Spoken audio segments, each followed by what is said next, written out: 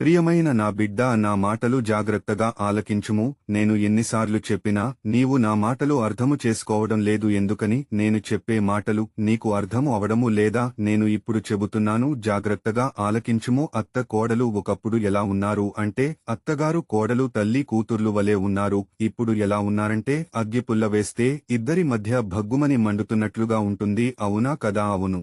మరి అత్తగారి అంటే కోడలకు పడదు, కోడలు అంటే అత్తగారికి పడదు. అత్తగారు ఒకప్పుడు కోడలే కదా. ఇప్పుడు నీవు అత్తగారిగా నీ కోడలను ఇబ్బంది పెడుతున్నావు, బాధిస్తున్నావు, నిందిలేస్తున్నావు, తిడుతూ ఉంటున్నావు. ఇది సరికాదు కదా. కోడలు చూస్తూ ఏమనలేదు కదా. బైబిల్ గ్రంథములో ఏమున్నదో చదివి చూద్దాము. రూతు గ్రంథము 1వ అధ్యాయము 14వ వచనము నుండి 17వ వచనము వరకు. వారు ఎలుగెత్తి ఏడవగా ఓర్పా తన అత్తను ముద్దు పెట్టుకునెను. రూతు ఆమెను హత్తుకునెను. ఇట్లుండగా ఆమె, ఇదిగో నీ తోడి కోడలు తన జనుల యొద్దకును తన దేవుని యొద్దకును తిరిగిపోయినదే. నీవును నీ తోడికోడలి వెంబడి వెళ్లమనెను. అందుకు రూతు, నా వెంబడి రావద్దనియు నన్ను విడిచి పెట్టమనియు నన్ను బ్రతిమాలు కొనవద్దు. నీవు వెళ్ళు చోటికే నేను వచ్చెదను, నీవు నివసించు చోటనే నేను నివసించెదను. నీ జనమే నా జనము, నీ దేవుడే నా దేవుడు. నీవు మృతి బొందు చోటను నేను మృతి చెందెదను, అక్కడనే పాతిపెట్టబడెదను. మరణము తప్ప మరి ఏదైనను నన్ను ప్రత్యేకించిని ఎడల యెహోవా నాకు ఎంత కీడైన చేయనుగాక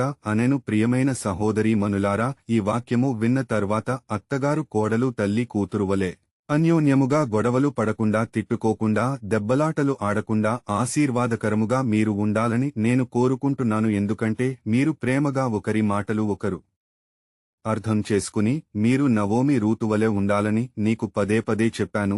నీవు అర్థము చేసుకోవడం లేదు. చరిత్ర ఏమిటంటే, న్యాయాధిపతుల కాలంలో బెత్లెహేము నుండి మోయాబు దేశమునకు వచ్చి కాపురం ఉన్నారు. ఎలిమెలకు నవోమి ఇద్దరు కుమారులు. కొన్ని రోజులకు ఎలీమెలకు చనిపోయాడు. నవమి మోయాబు దేశములో ఉన్న ఇద్దరు అమ్మాయిలను వీరు కుమారులకు పెళ్లి చేసింది. పిల్లలు పుట్టలేదు. కొన్ని సంవత్సరాలకి కుమారులు ఇద్దరు చనిపోయారు. అప్పుడు నవోమి ఇద్దరు కోడళ్లతో, పెద్ద కోడలు ఓర్పా, చిన్న కోడలు రూతుతో మీ ఇంటికి వెళ్లిపోండి అని చెబుతుంది. పెద్ద కోడలు ఓర్పా అత్తను ముద్దు పెట్టుకునెను. రూతు ఆమెను హత్తుకునెను. పెద్ద కోడలు ఓర్పా వాళ్ల తల్లిదండ్రుల యొద్దకు వెళ్లిపోయింది. రూతు వెళ్లలేదు. నవోమి రుతు అన్యోన్యంగా తల్లి కూతురు వలె బ్రతికారు, జీవించారు.